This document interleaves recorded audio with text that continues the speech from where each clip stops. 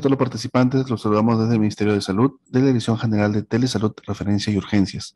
El día de hoy tenemos la telecapacitación, dieta para diabéticos y su influencia en la salud ocular, la cual estará a cargo del licenciado Luis Meléndez Pajuelo, nutricionista, especialista del Instituto Nacional de Oftalmología del Ministerio de Salud. Recordamos a todos los participantes que se encuentran conectados que puedan realizar sus preguntas mediante el chat. Muy bien, le damos el pase entonces al licenciado Luis Meléndez Pajuelo. Adelante. Bien, buenas tardes con todos. Gracias por la presentación. Es un gusto participar con ustedes nuevamente, creo que después de unos cuantos meses. El día de hoy vamos a compartir un tema interesante, tratar de hacerlo de la manera más sencilla posible para que todo se pueda entender, ¿sí? Que es la alimentación o la dietoterapia que debe recibir una persona que tiene diabetes y la influencia de esta alimentación o incorrecta alimentación en la salud ocular. ¿Bien? Creo que cuando pensamos en diabetes siempre hacemos referencia a la intolerancia a la glucosa, siempre hablamos de que el azúcar, entre comillas, está elevado en sangre, ¿no? Y bueno, que pueden aparecer diversos problemas. Entonces, creo que es un tema que muchos conocemos, algunos quizás estamos en vías de conocimiento, pero el día de hoy vamos a tratar de brindar esas herramientas básicas y necesarias para poder mejorar los hábitos de alimentación específicamente en estas personas, ¿no? Muy bien. Miren, es importante recordar que el día a día en nuestra alimentación es variada, ¿no? No podemos negar que la alimentación, lamentablemente, que encontramos fuera de casa suele ser abundante en azúcares, abundante en almidones, abundante en sal, con sodio, abundante en grasas saturadas, etcétera, como lo vemos en las imágenes. Y lamentablemente, en un gran porcentaje de la población, algo que viene en incremento, que es el sedentarismo, es un aspecto predominante. Aunado a esta mala alimentación más el sedentarismo, obviamente, pues, los cuales son hábitos incorrectos, vamos a llegar a tener diferentes problemas. Uno siempre se pone a pensar, si yo como frituras, bueno, me va a subir el colesterol. Si yo consumo postres azucarados, me va a subir la glucosa, ¿no? Si yo consumo alcohol, me va a hacer daño al hígado. Entonces, siempre hacemos referencia a algún componente de nuestros alimentos frente a una enfermedad.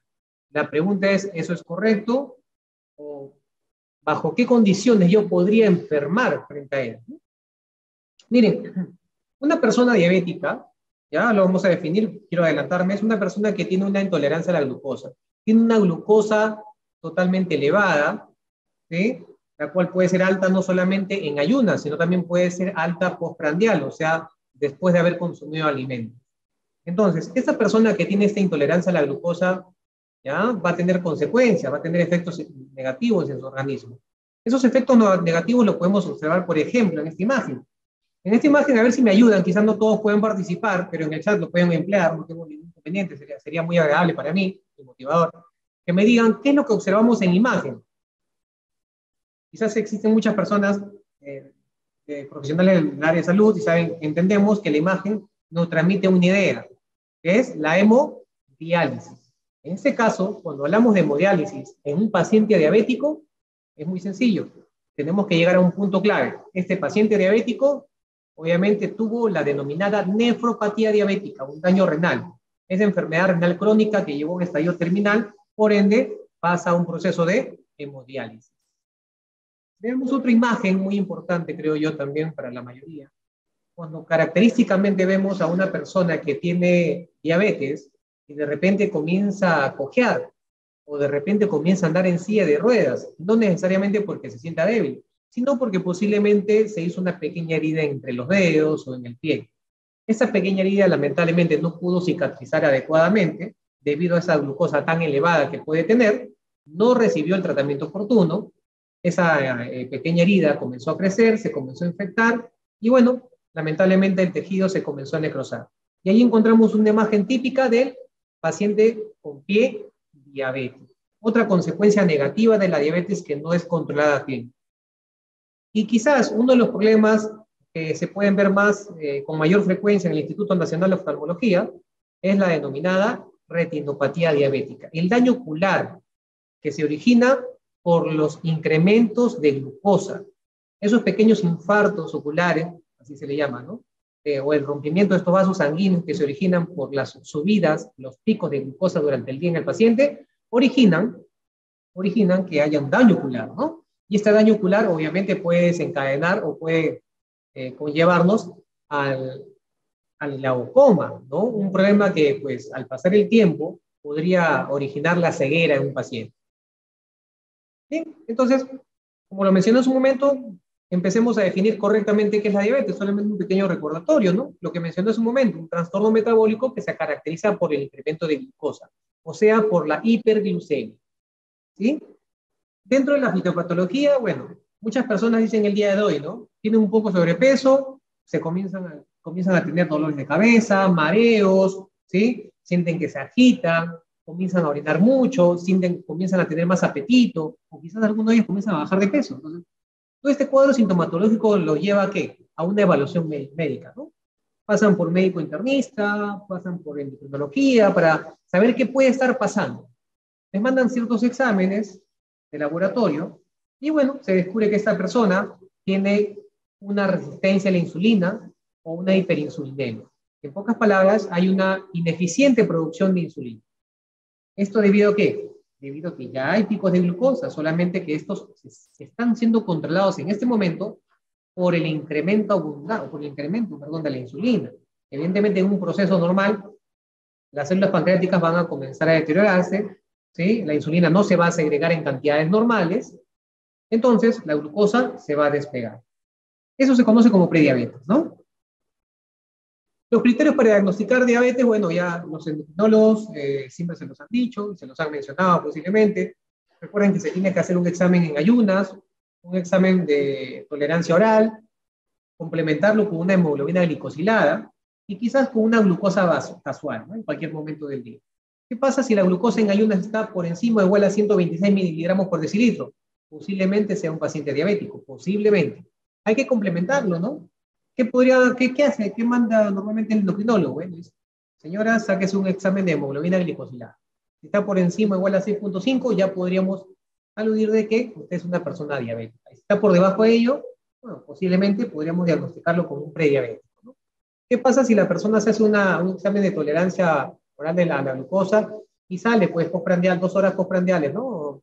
Mayor o igual a 200 miligramos por decilitro? Ya estaríamos asumiendo que esta persona también podría ser una persona diabética, ¿no? O en cualquier momento del día, ¿no? Ahorita son las 5 de la tarde, ok, tómense un examen de glucosa, ¿no? Y de repente sale mayor o igual a 200. Ya estaríamos prácticamente deduciendo que esta persona es diabética. Más aún, si esto se asevera con la sintomatología que se manifiesta en el paciente. ¿Cuáles son los factores de riesgo de la persona que tiene diabetes mellitus? Tipo 2. Aquí hay un punto clave, miren.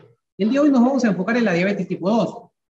La diabetes tipo 2 es aquella enfermedad que está presente en un individuo, en una persona, y que es tratable con hipoglicemiantes orales, o sea, con medicamentos, con pastillas, ¿sí? Dentro de ellas la metformina, por ahí glimepirida u otro fármaco que forman parte de las terapias que se les suele inventar a los pacientes diabéticos. ¿Ok? En este caso, el páncreas aún produce insulina, en pequeñas concentraciones, pero lo produce. Entonces lo que se hace es estimular esa secreción, estimular el aprovechamiento de la glucosa, tomando estos hipoglicemiantes orales. ¿Ok? Se usa la farmacología. Es el diabético tipo 2. La diferencia con el diabético tipo 1 es que el diabético tipo 1 lamentablemente ya no produce insulina, ¿sí? Y por ende los hipoglicemiantes orales, las pastillas, no son suficientes. Por ende, van a tener que inyectarse insulina, ¿sí? Entonces, ¿por qué hago esta referencia? Porque el paciente que se inyecta insulina frente al paciente que toma hipoglicemiantes orales, obviamente la alimentación sigue similares recomendaciones, pero la carga de carbohidratos o de almidones, si lo quieren llamar así, o harina, así decirlo, va en función a las unidades de insulina que se inyecta a la persona. Si son unidades de insulina de acción lenta, media, rápida o larga, ¿no? Bien, continuemos con los factores de riesgo para el paciente diabético tipo 2. Vamos a ver cuáles son. Primero, los marcadores genéticos, la historia familiar. Es conocido por la gran mayoría de personas que si el papá es diabético, el abuelo ha sido diabético, la mamá es diabética, los tíos son diabéticos, hay un árbol genealógico ahí de diabetes. Entonces, potencialmente los hijos, y si no son los hijos, la siguiente generación que son los nietos, podrían tener esta enfermedad. ¿Ya? Hay una herencia genética ahí. Existen familias que tienen todo un árbol genealógico de diabetes, ¿no? Tatarabuelo, abuelo, bisabuelo, papá, hijo, y así sucesivamente. ¿Está bien? Ahora la pregunta es, ¿por qué no se corta? No se corta, obviamente, por un factor muy, pero muy importante, que es el estilo de vida. Y dentro del estilo de vida no solamente encontramos los hábitos nocivos, como el consumir alcohol, como el quizás desvelarse, como el consumir otro tipo de psicoactivos, no. Básicamente es la dieta. Una inadecuada dieta. Y en segundo lugar, la poca actividad física. ¿Ah?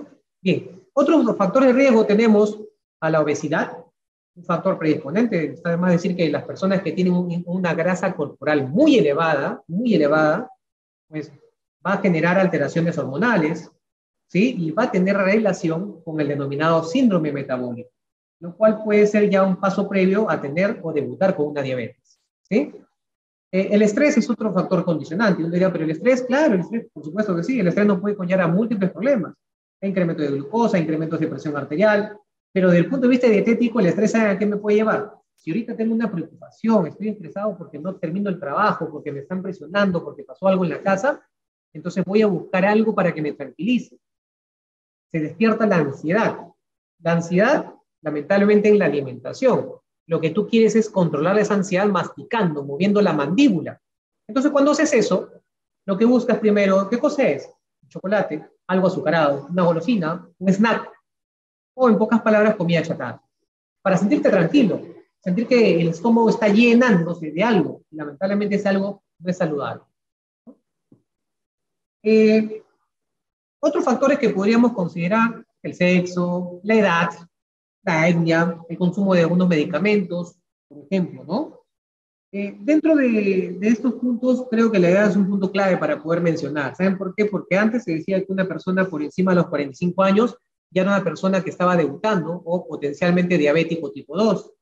En la actualidad, yo creo que ya hablo más que todo en la experiencia por atención a pacientes cotidianamente, que los pacientes diabéticos ya no están debutando solo a los 40 o 45 años, ¿no? Ya están debutando bueno, yo tengo pacientes diabéticos de los 29 años, 30 años, 33 años, 35 años. Son personas jóvenes, ¿no? Adultos jóvenes, que lamentablemente, pues, por problemas de obesidad, por problemas de mala alimentación, por problemas de sedentarismo, están debutando con esta enfermedad. Cuando uno hace la evaluación dentro de la anamnesis y pregunta, ¿existen antecedentes de familiares diabéticos? Sí, el papá, sí, la mamá. Evidentemente, si ya teníamos este antecedente, teníamos que habernos cuidado, ¿no? Bien, dentro del cuadro sintomatológico que se puede presentar en el paciente diabético está la polifagia, el incremento del apetito. 2, la polidixia, el incremento de la sed. Esa sed descomunal que estoy tomando como 4 litros, 5 litros de agua. La poliuria, la micción constante, la necesidad de orinar abundantemente. Y coincidentemente uno dice, ¿no?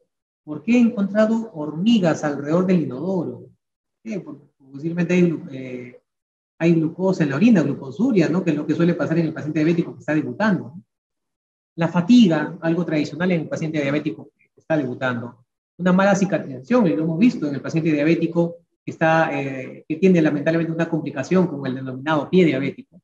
Y la inmunosupresión, ¿no? La predisposición a enfermarse fácilmente, a griparse o coger una enfermedad viral, bacteriana, micótica y demás. ¿Cuáles son las complicaciones? Hace un momento mencioné la que estamos más relacionados debido a que somos representantes del Instituto Nacional de Oftalmología, el INO, la retinopatía diabética. Algo común en un paciente diabético, algo que se tiene que prevenir, algo que se tiene que controlar si es que ya si existe, ¿no? Para que no avance como de una forma tan agresiva. ¿Está bien?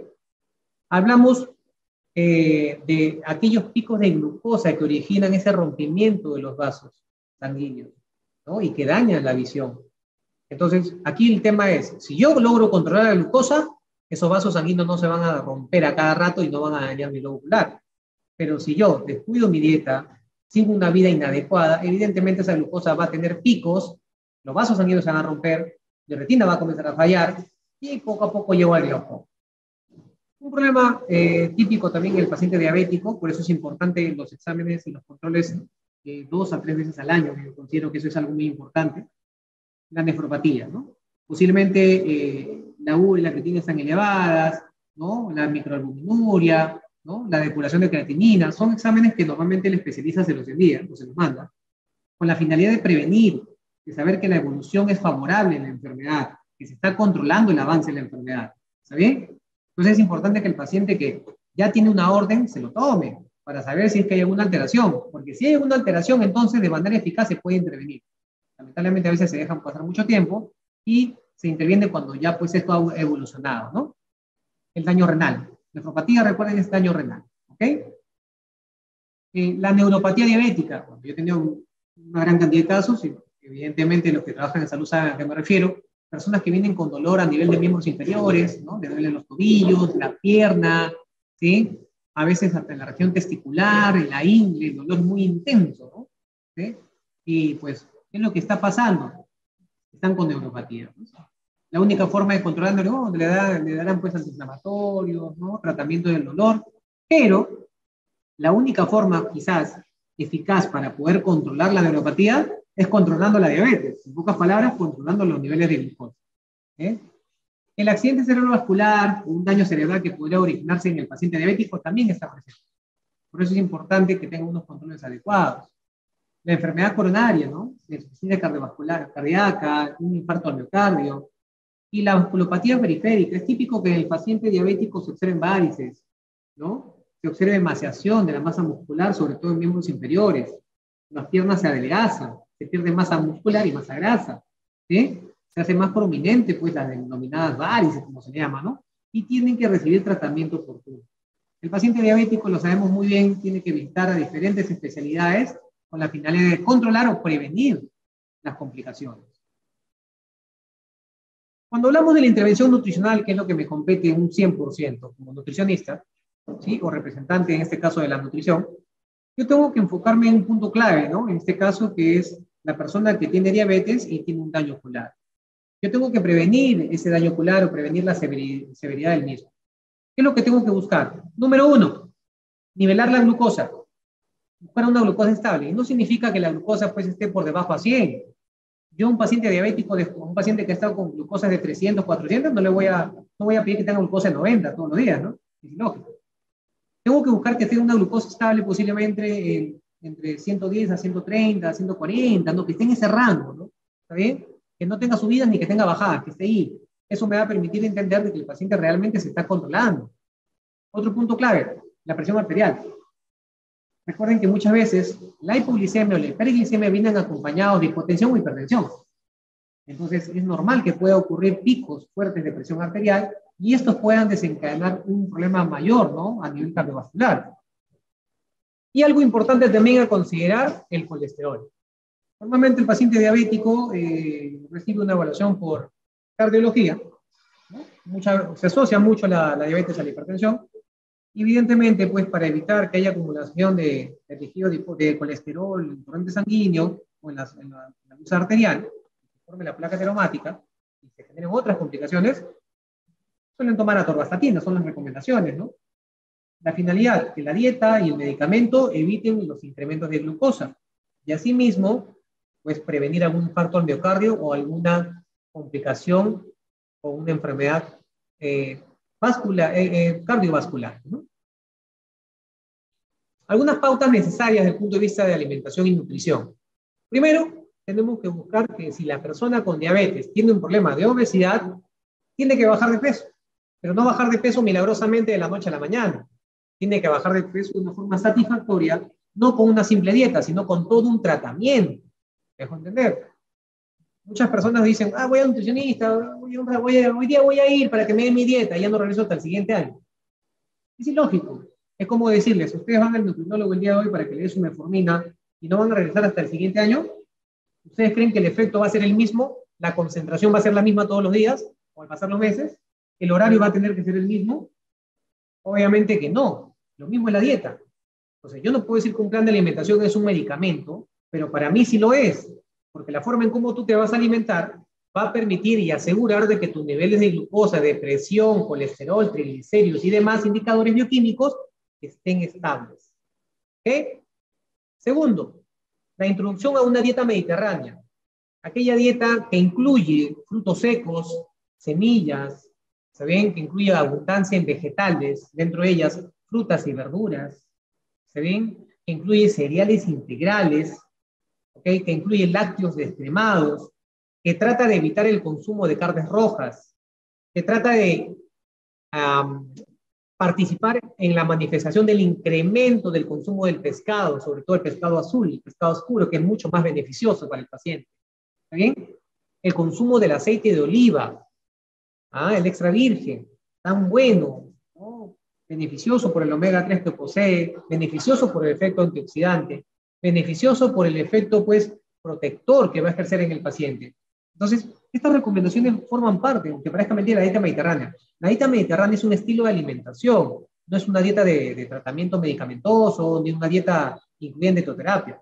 Es un tipo de alimentación que nace en los países de los mares del mar Mediterráneo, ¿no? Los países europeos.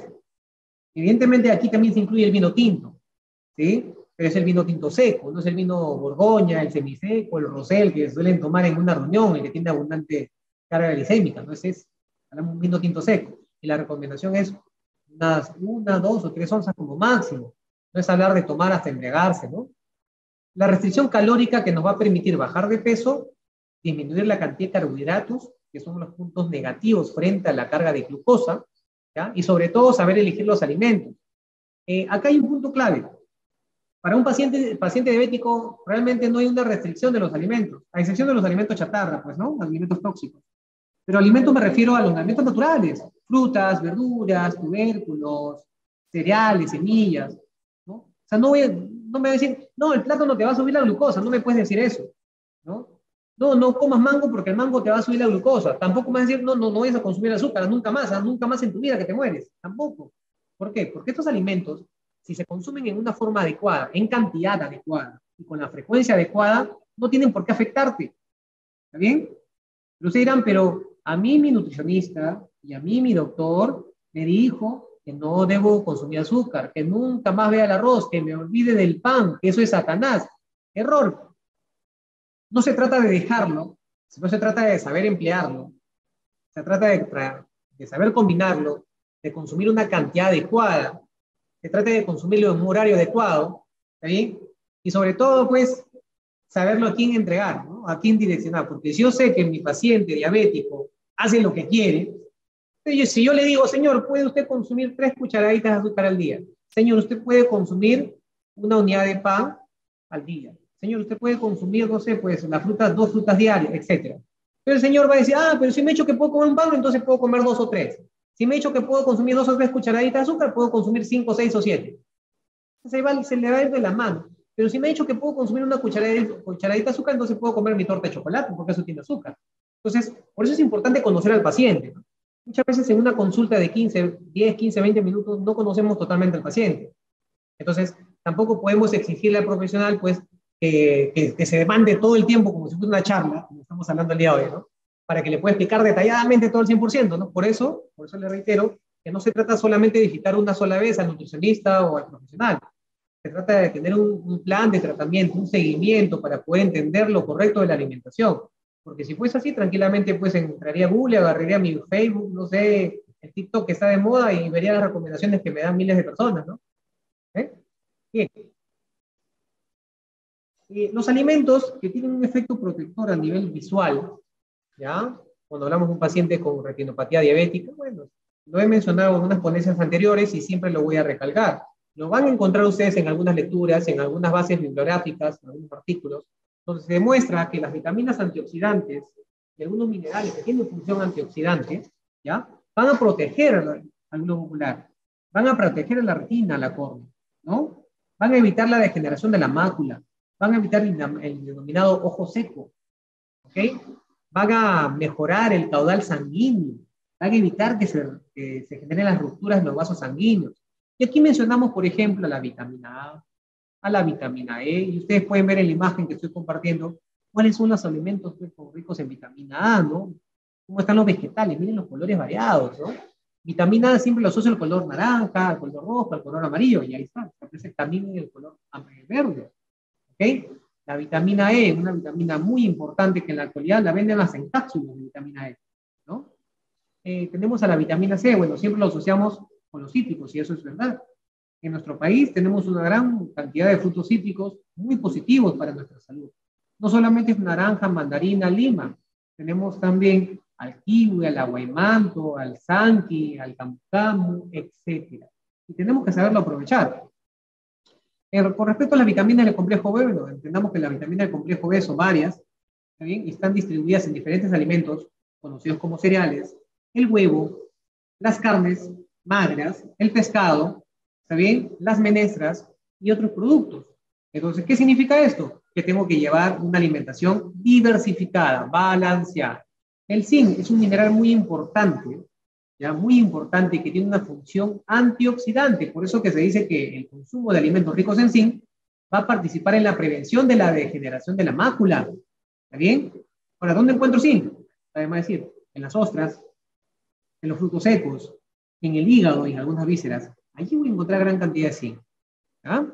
Eh, Algunos componentes importantes o principios activos, conocidos también como carotenoides, que tienen función de fitoesteroles, son las antocianinas, la luteína, la zeaxantina, ¿está bien? Que son pigmentos muy importantes, ¿ya? Que van a ayudar a regular la presión ocular o intraocular, ayudan asimismo a regular la presión arterial, ayudan a, bueno, brindan una función antioxidante, brindan una función antiinflamatoria. Entonces, tengo que saberlo consumir. Y ustedes ven en la imagen, las frambuesas, las cerezas, los arándanos, las moras, comenzar a emplearlo, el pimiento, el tomate, ¿no? Muy rico en licopeno, los espárragos, ¿ok? Entre otras. Y bueno, los ácidos grasos esenciales de forma general, ¿no? Y aquí cuando hablamos de ácidos grasos esenciales nos referimos específicamente al omega 3 y omega 6. El ácido alfa-linolénico y el linoleico, ¿no? Omega 3 y omega 6. Algo muy bondadoso para la salud cardiovascular y por ende también al paciente diabético. Recomendaciones. La dieta debe ser individualizada. Cada persona diabética es diferente. El peso en cada persona es diferente. La talla es diferente. ¿Okay? La actividad que tienen diariamente es diferente. Los hábitos son diferentes. Entonces, la dieta es específica para cada individuo. Podemos dar recomendaciones, sí, pero no significa que las recomendaciones son específicamente para todos, sino que algunas recomendaciones las tengo que tomar en cuenta y adaptarlas a mi vida cotidiana. Tenemos que orientar al paciente al autocuidado. O sea, saber, si yo soy diabético, por más que esté controlando mi glucosa, no voy a salir a un centro comercial a caminar en sandalias, ¿no? Porque posiblemente me puedo golpear, me puedo tropezar y es una medida. Si yo soy un paciente diabético, evidentemente sé muy bien que si comienzo a tener picos de presión arterial, podría originar esto o desencadenar también picos de presión intraocular. Entonces, tengo que buscar tener una presión estable. ¿Eh? Si yo soy un paciente diabético y sé muy bien que el consumir postres, golosinas, bebidas gasificadas, las gaseosas o alcohol me van a dañar, tengo que evitarlo. Si yo soy diabético y estoy tomando mis pastillas o inyectando mi insulina, y si no me lo aplico, evidentemente sé que me voy a dañar. Por eso es importante el autocuidado, ¿no? Muchas personas dicen, no, yo me estoy tratando con medicina alternativa, medicina natural, medicina complementaria. Está muy bien, eso es algo importante. Recuerden que la medicina complementaria, alternativa o integrativa, como lo quieren llamar en la actualidad, suele ser un eje muy importante en el tratamiento de diferentes enfermedades endocrinas, sobre todo enfermedades crónico-degenerativas. ¿Está bien? Pero hay que saber direccionar el tratamiento, hay que saber a qué profesional acudir, ¿no? ¿Para qué? Para que me dé ese tratamiento importante que complemente mi tratamiento médico. Técnicas de aprendizaje activo, o sea, que lleve a cabo lo que se le está explicando. Y la educación también debe brindarse a un miembro de la familia. ¿Por qué? Porque cuando una persona está enferma en casa, tenemos que considerar que todos nos estamos enfermando. Por ende, si uno se cuida, nos cuidamos todos. Muchas veces, suele pasar, no siempre en la actualidad, ¿no? Pero el esposo debuta con diabetes, muy bien, entonces cuando va a la consulta, suele ir con la esposa, porque la esposa es quien lo apoya, quien suele cocinar, quien le suele brindar sus alimentos, sus medicamentos y demás. Entonces, a ella también le educamos, ¿no? Y viceversa, a veces se enferma la esposa, entonces el esposo cumple ese rol. Entonces, estamos ahí en un tratamiento de apoyo. La dieta se conoce como dieta hipoglúcida, ¿ok? Una dieta hipoglúcida, una dieta con restricción de carbohidratos, es muy importante. Debe ser fraccionada, 5 a 6 comidas diarias, y no es que vas a comer, pues, 5 comidas al día significa 2 panes en la mañana, 2 panes en la tarde, 2 panes en la noche, ¿no? Desayuno, almuerzo, cena y pequeñas entrecomidas que pueden ser empleadas como frutas, ¿no? Como frutos secos, como snacks saludables realmente. La ingesta de calorías va a ser en base al peso. Recuerden que el peso va en función a cada persona, ¿no? Por eso es importante pasar por un consultorio de nutrición. La ingesta de grasa puede variar entre 20 a 35%, eso es importante, pero predisponentemente tiene que ser la grasa vegetal, ¿no? El aceite de oliva, el aceite de soya, el aceite de girasol, el aceite de coco, entre otros. Los carbohidratos deberían estar por debajo del 55%. Evidentemente, quien va a poder regular esa cantidad de carbohidratos inmediata es el nutricionista, ¿no? Pero creo que está más, además decir que si yo voy a comer un plato lleno de arroz, voy a comerme tres panes en mi desayuno, ¿no? Y voy a comerme, no sé, pues, dos panes más en la noche, en la cena, estoy volando con los carbohidratos. Se entiende que de forma general consumir una pieza de pan, una unidad de pan en el día está ok. Consumir la cuarta parte del plato de arroz está ok. Diversificar el arroz, que no sea solo ello la principal guarnición diaria, porque lo podemos cambiar por un guiso de quinoa, lo podemos cambiar por un guiso de kiwicha, lo podemos cambiar quizás por una menestra u otro similar, que también tienen más fibra que el arroz y pueden ser mucho más beneficiosos. ¿Ah? El consumo de la sacarosa es hasta el 10%, ¿no? O sea, hay un límite permitido, pero yo en lo particular les suelo sugerir que eviten el azúcar, ¿no? Porque decirles que sí pueden consumir una o dos cucharaditas puede ser en pocas palabras darles cabida a que ellos consuman algo más, ¿no? Y bueno, en el caso de los edulcorantes, bueno, está de más decir que pueden emplear algún edulcorante permitido, ¿no? La fibra es muy importante y la vamos a encontrar en frutas y verduras. Y todo cereal integral. ¿Quieres comer pan? Integral. ¿Quieres buscar algún tipo de arroz? El arroz integral. ¿Quieres buscar algún producto para masticar? Semillas, frutos secos que tienen bastante fibra y pueden ser considerados integrales. ¿Okay? El consumo del alcohol, como le dije, en lo particular, se puede consumir un traguito, estamos hablando de unas cuantas onzas, pero lo ideal sería tratar de evitarlo, ¿no? Los lácteos, a partir de la fecha, en un paciente diabético, se pueden consumir, sí, un par de raciones al día, pero bajo la forma descremada, light, sin grasas. En cuanto a los huevos, ¿se pueden consumir? Claro que sí. Cuando hay alteraciones de lípidos y están muy afectados, se puede restringir la yema. Cuando no hay una alteración lipídica considerable, no tendríamos por qué restringirla, se puede mantener. Las carnes predisponentemente deben ser blancas. Dentro de ellas 2 veces por semana el pescado es una de las mejores opciones. Las vísceras, dentro de ellas el bofe, el hígado, no sé, el corazón, se puede emplear 1 vez por semana. Las menestras 2 veces por semana, lentejas, frijoles, payares, garbanzos, no hay ningún problema. El tema es específicamente la cantidad. Yo sugiero a los pacientes, bueno, ya hablamos de promedio, si van a comer menestras, que sea la tercera parte del plato, ¿no? Una capacidad suficiente. Frutas y verduras, bueno, pueden ser 3 unidades diarias, ¿no? 2 durante la mañana y 1 durante la tarde. Y si la glucosa está totalmente controlada, puede llegar a ser hasta 4 al día, ¿no? Y con respecto a la ingesta de líquidos, es muy importante. Son más o menos 30 mililitros por kilogramo de peso. Promedio deben tomar 6 a 8 vasos diarios, lo que representa alrededor de 2 litros de agua. Todos 2 litros de agua. Ahora la pregunta es, ¿qué agua? ¿Agua embotellada? Puede ser agua hervida, ¿no? ¿Está bien? Este es el ejemplo que siempre hay que llevarnos en mente, ¿no?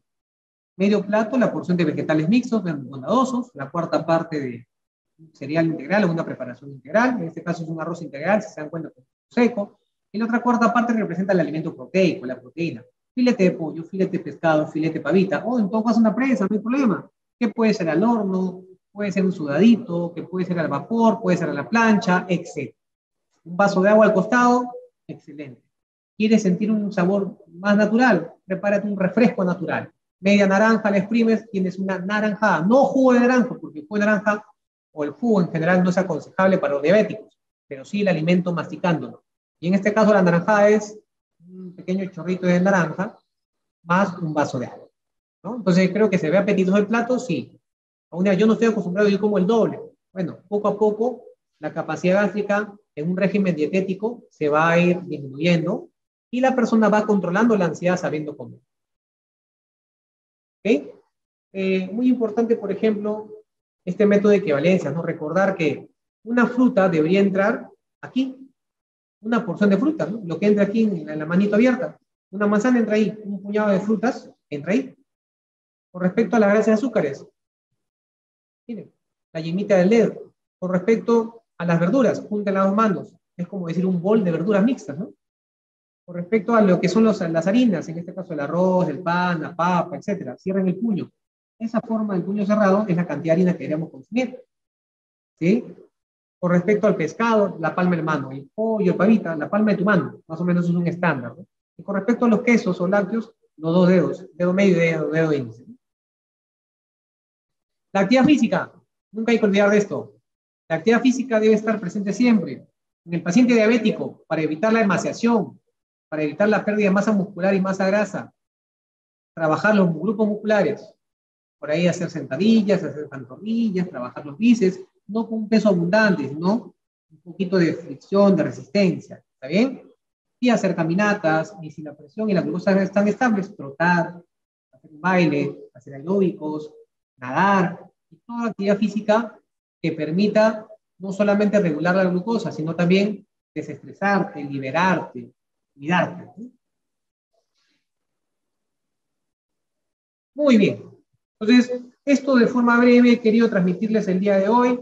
Espero que se haya comprendido. No, he tratado de no extenderme mucho porque sé que el tiempo es corto de las charlas. Y bueno, esperar que se haya podido entender y cualquier consulta en el momento puedo tratar de responderla, si es así. Felicitaciones, licenciado Luigi Meléndez Pajuelo, nutricionista del Instituto Nacional de Oftalmología, en esta sesión de salud ocular en línea organizada por el INO. Muchísimas gracias a todos los participantes también que se han conectado y también por enviar sus preguntas a través del chat de Zoom como desde el canal de YouTube. Licenciado Luigi Meléndez Pajuelo, nos han preguntado así, han felicitado también en el chat. A todos los participantes estamos enviando también el link de asistencia. Entonces, este link de asistencia, licenciado, nos han preguntado así, dice, para un paciente con diabetes controlado,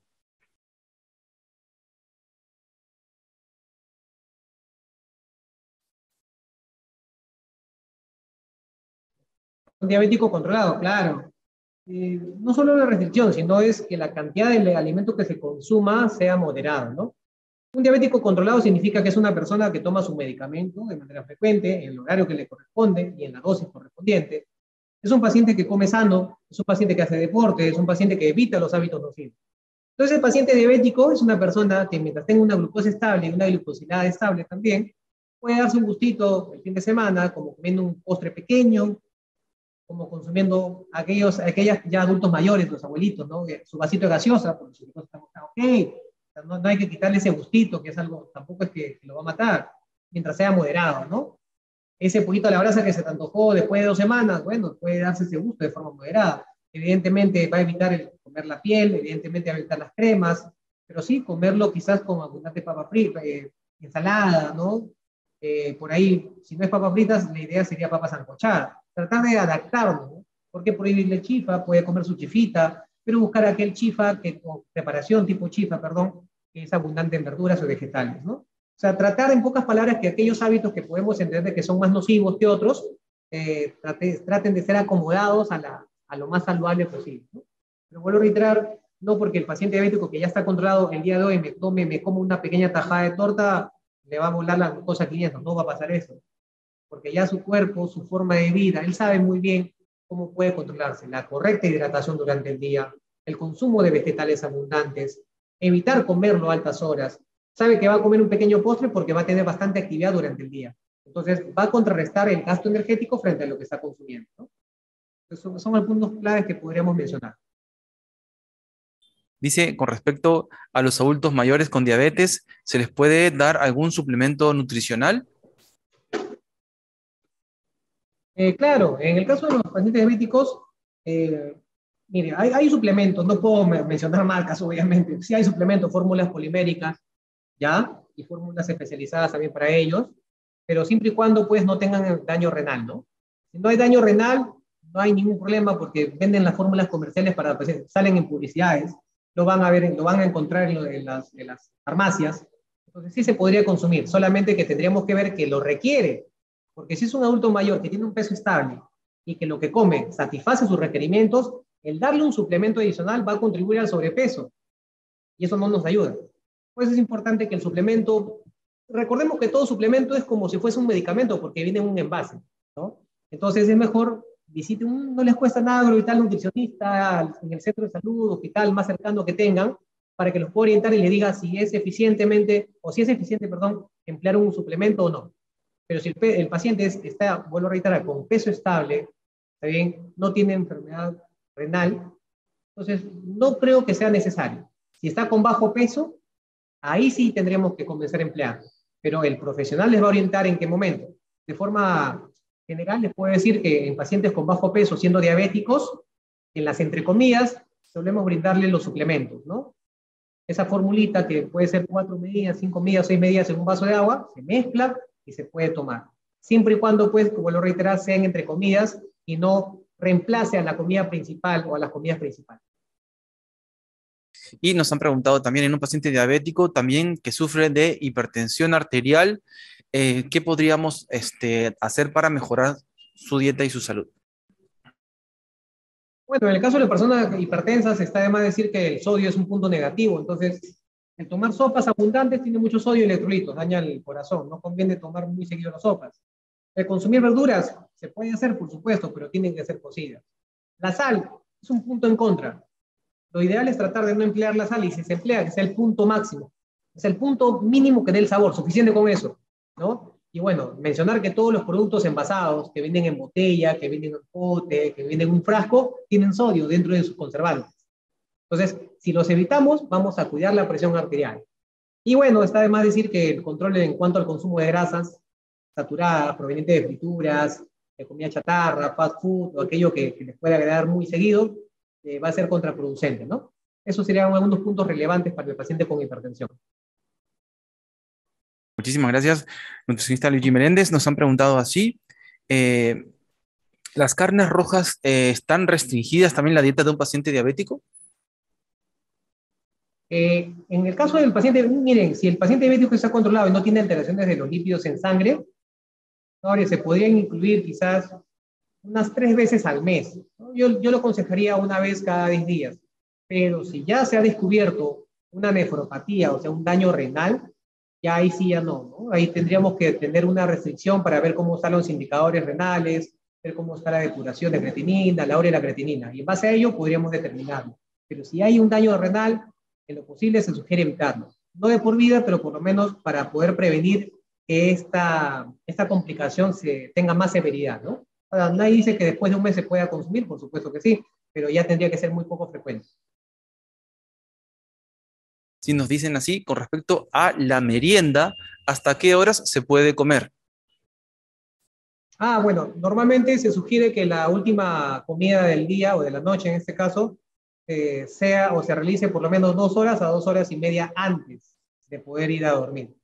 Entonces, normalmente nosotros creo que nos acostamos un promedio de 10, 11 de la noche, la cena debería variar entre 7 a 8 de la noche, ¿no? Recuerden que si una persona está despertando con glucosas muy elevadas, es una persona que posiblemente está cenando muy tarde o con mucho volumen. Entonces, se sugiere que si está acostumbrada a cenar a las 8, que le baje 1 hora, a las 7 de la noche. Y que reduzca un poco la concentración. Y eso va a permitir posiblemente regular la glucosa en ayunas también. Muchísimas gracias. Felicitaciones del Instituto Nacional de Oftalmología, INO, por esta excelente exposición. Están agradeciendo, felicitando en el chat.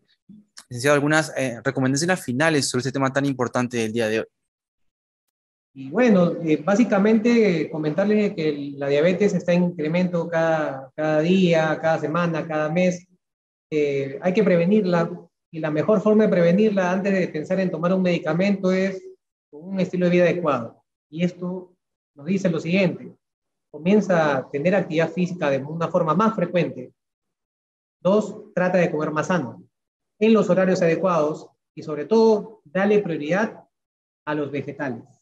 Eso es lo principal, es un punto clave, sin olvidar y descuidar la correcta hidratación con agua, no con gaseosa, no con bebidas rehidratantes, no con energizantes, que pueden ser muy dañinos para la salud. Entonces, aquí el punto clave es tomar conciencia de que las enfermedades endocrinológicas o crónicas degenerativas están presentes y están en incremento, más aún durante este proceso de pandemia. Entonces, hay que hacerle frente cuidándonos con un buen estilo de vida, actividad física regular, dieta sana, y sobre todo el querernos, ¿no? El querernos para poder prevenir tantas complicaciones.